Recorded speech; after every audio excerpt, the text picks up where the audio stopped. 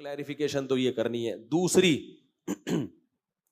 آپ نے سعودی عرب میں مولانا توصیف الرحمان راشدی صاحب کا نام سنا ہوگا, جو اہل حدیث عالم ہیں. وہ پہلے بہت کلپ سخت قسم کے بنایا کرتے تھے, رفع الیدین اور وغیرہ وغیرہ. ہم بھی پھر آگے سے اسی اسٹائل میں جواب دیتے تھے. ایک دفعہ میں نے بڑے سخت لہجے میں بات کر دی, پھر مجھے خیال ہوا کہ یہ میری طرف سے زیادتی ہوئی ہے, تو میں نے ان سے معذرت کی تھی. ایک اور مسئلہ بھی چلا ہے, میرا ایک لطیفہ بہت گھوم رہا ہے, پرانا لطیفہ. میں اکثر یہ لطیفہ سناتا ہوں کہ ایک آدمی کو خواب آیا, یہ لطیفہ بھی دوبارہ سن لیں, تھوڑا انجوائے کریں گے آپ. ایک آدمی کو خواب آیا کہ ایک طرف جنت ہے, ایک طرف جہنم ہے. جب وہ جنت میں گیا تو دیکھا دال چاول پک رہے ہیں, جہنم میں گیا تو دیگ پہ دیگ. اس نے فرشتوں سے بولا, یار ہم نے تو کچھ اور سنا ہوا تھا دنیا میں, جنت میں دیگیں ہوں گی, یہ ہوگا وہ ہوگا, ادھر تو دیگ ہی نہیں ہے, سادہ دال چاول کھا رہے ہیں. تو فرشتوں نے کہا اب 4 آدمیوں کے لیے دیگ پکائے گیا. مطلب کہ جنت میں کوئی آیا ہی نہیں ہے. یہ جو اللہ نے وعدے کیے تھے جنتیوں کے, یہ تو جنت میں آئے تو نا پبلک. تو میں نے اس پہ یہ تاثر دینے کی کوشش کی تھی یہ لطیفہ سنا کے, کہ کچھ لوگ دین اور مذہب کو ایسا بنا کے پیش کر رہے ہیں, وہ یہ سمجھتے ہیں کہ صرف ہم 4-5 ہی جنت میں جائیں گے, باقی سارے کون ہیں, غلط.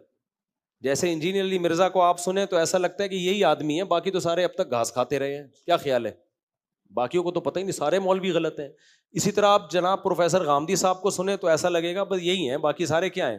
تو اس میں نے 3-4 آدمیوں کو ذکر کیا, تو توصیف الرحمان راشدی کو بھی ڈال دیا اس میں نے, مولانا توصیف الرحمان. میں نے کہا 4 آدمی, جن میں ایک انجینئر علی مرزا, پروفیسر غامدی, اور تیسرا پتہ نہیں کون تھا, ایک ان کے داماد, اور مولانا توصیف الرحمان راشدی. اچھا, جب میں نے یہ بیان کیا تو اسی وقت میں نے یہ جملہ آگے کہا کہ مولانا توصیف الرحمان کا ان میں ڈالنا بنتا نہیں ہے. یہ میں نے کہہ بھی دیا تھا, لیکن وہ پتہ نہیں ایڈٹ ہو گیا, کٹ ہو گیا, یہ وہ بیان اب تک اپلوڈ نہیں ہوا. تو اب لوگوں نے وہ کلپ چلا دیا کہ 4 آدمی جنت میں جائیں گے, جن میں پروفیسر غامدی صاحب, انجینئر علی مرزا صاحب, پروفیسر غامدی صاحب کے داماد, اور چوتھے توصیف الرحمان راشدی. تو میرا مولانا توصیف الرحمان راشدی کے متعلق یہ موقف نہیں ہے, کیونکہ مولانا توصیف الرحمان راشدی صاحب ٹھیک ہے اہل حدیث ہیں, ان سے ہمارے کچھ فروعی اختلافات ہیں, اور اصل میں تو ہمارا ان سے اختلاف ہے شدت کا, کہ فروعی مسائل کو فروعی حد تک رہنے دیا جائے, اس کو ایک لمٹ سے. رفع الیدین شروع سے اختلافی مسئلہ ہے, آپ تو اس کو اختلافی بھی نہیں مان رہے نا, آپ ہمیں کہتے ہو اندھے مقلد, اندھے یہ, تو ان سے ہمارا اس نوعیت کے اختلاف ہے.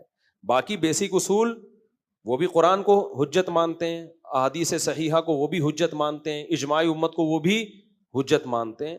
تو ائمہ اربعہ جن کو ہم فالو کرتے ہیں وہ بھی حجت مانتے ہیں, اور اندھی تقلید کے وہ بھی قائل نہیں ہے, لیکن ہم بھی قائل نہیں ہیں. ہمارے اوپر غلط الزام لگایا جاتا ہے کہ ہم اندھے مقلد ہیں, ایسا نہیں ہے. کبھی خوشبو لگا کے آؤ تو ہم بتائیں گے اندھی تقلید اور تقلید علی وجہ البصیرہ میں کیا فرق ہے.